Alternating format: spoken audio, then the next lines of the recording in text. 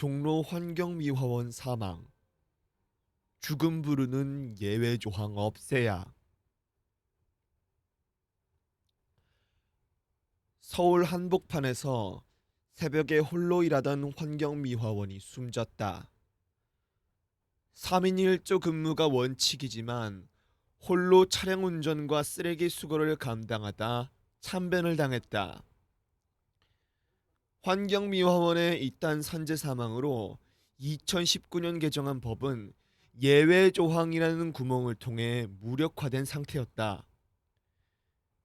민간의 업무를 맡긴 서울 종로구청은 법적으로 문제가 없다며 빠져나가려 하고, 청소대행 민간업체는 3인 1조 등을 규정하는 근무 수칙 자체가 없다고 밝히고 있다. 외주화된 위험을 노동자 개인에게 떠맡겨 놓고 온 사회가 잠을 자고 있었던 것이다. 언제까지 노동자를 죽음으로 내모는 예외 조항을 방치할 것인가? 60대 환경미화원 기혁 씨는 지난 7일 새벽 2시 36분께 서울 종로구 창신동 한 골목에서 자신이 몰던 1.5톤 쓰레기 수거 차량과 건물벽 사이에 끼이는 사고를 당했다. 기혁 씨가 기어를 주행으로 놓은 채 차에서 내렸고, 차량이 움직이자 이를 막으려 했던 것으로 경찰은 보고 있다. 혼자 차량 운전과 쓰레기 수거를 하다 보니 바빴을 테고, 빈번하게 오르내리는 과정에서 경황이 없었던 것으로 보인다. 함께 일하는 동료가 있었다면 애초에 발생하지 않았을 사고였다. 현행 폐기물관리법 시행규칙은 운전자를 포함한 3명이 한 조를 이루어 낮에 작업하도록 원칙을 규정하고 있다. 하지만 지방자치단체 조례로 정한 사유가 있을 때는 예외를 허용한다. 이번에 사고가 난 종로구청도 3인 1조 작업의 예외 조항으로 기계적 수거장치 사용, 1.5톤 이하 차량 이용, 구청장이 인원 조정을 인정한 경우 등을 조례를 정하고 있다. 2016년부터 2018년까지 3년 동안 산업재해 사고로 숨진 환경미화원이 13명에 이르는 등 청소노동자의 안전이 사회적 문제로 등장하자 법을 개정했는데, 빠져나갈 수 있는 예외 조항을 두는 바람에 있으나마나한 법이 되어버렸다. 해법은 자명하다. 예외 조항을 삭제하는 것이다. 민주노총과 한국노총 등 노동단체들도 예외 조항 삭제를 요구하고 있다. 그런데도 정부와 지자체가 이 요구를 외면하는 이유는 비용 때문일 것이다. 쓰레기 수거의 2~3배의 비용이 늘어나는 상황을 꺼리는 것이다.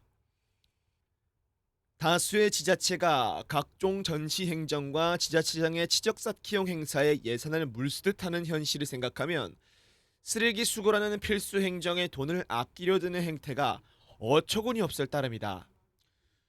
주무부처인 기후에너지환경부가 책임지고 유명무실해진 시행규칙을 정상화하기 바란다.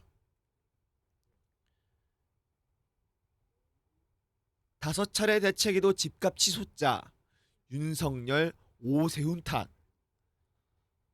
민주당이 서울 집값 상승의 책임을 윤석열 전 대통령과 오세훈 서울시장에게 돌리고 있다. 한병도 원내대표는 어제 윤석열 정부와 오세훈 시정 당시 여당의 무능함이 현재의 공급 절벽을 초래한 주범이라고 했다. 앞서 한정혜 정책위의장도 지난 7일 서울 공급 절벽은 오 시장이 만든 결과물이라고 했다. 국정 운영을 책임진 집권 여당이 부동산 정책 실패 책임을 전 정권과 야당에 떠넘기는 민망한 모습이다. 민주당이 야당을 타깃으로 삼는 이유는 짐작하기 어렵지 않다. 이재명 정부 출범 후 1년 2개월 동안 5차례 부동산 대책을 쏟아냈음에도 집값을 안정시키기는커녕 시장의 혼란만 커지면서 대통령과 여당 지지율이 동반 추락하고 있기 때문이다. 대통령 지지율은 43%로 취임 후 최저로 떨어졌는데, 부동산 정책 실패가 핵심 원인으로 꼽혔다.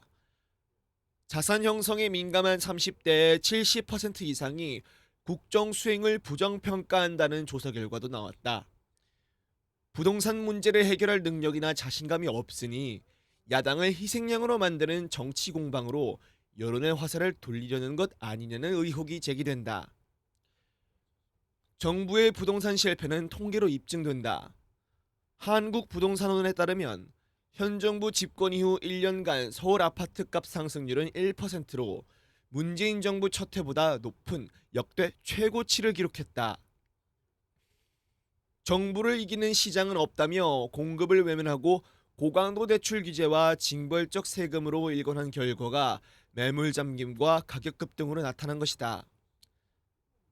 민주당의 남탓은 낯설지 않다. 온 국민의 공분을 샀던 대장동 개발 특혜 의혹이 불거졌을 때 민주당은 대장동 주범은 윤석열이라는 황당한 주장을 폈다. 진실이 무엇이든 일단 남에게 책임을 뒤집어 씌우고 보는 식이다. 불리한 상황에 몰리면 남 탓으로 여론을 호도하는 것이 민주당의 특기가 됐나. 정책 실패가 반복된다는 것은 진단과 처방에 문제가 있다는 뜻이다. 지금 민주당이 우선 할 일은 전 정권과 야당 지자체장을 향한 책임 공방이 아니라 왜 유독 현 정부 들어 집값이 가파르게 뛰었는지 냉철히 분석하고 실효성 있는 공급 대책을 내놓는 것이다. 집권한 지 1년이 넘도록 부동산 대책을 5번이나 내놓고 집값이 치솟자 전 정권 탓을 한다니 보는 사람이 딱할 지경이다.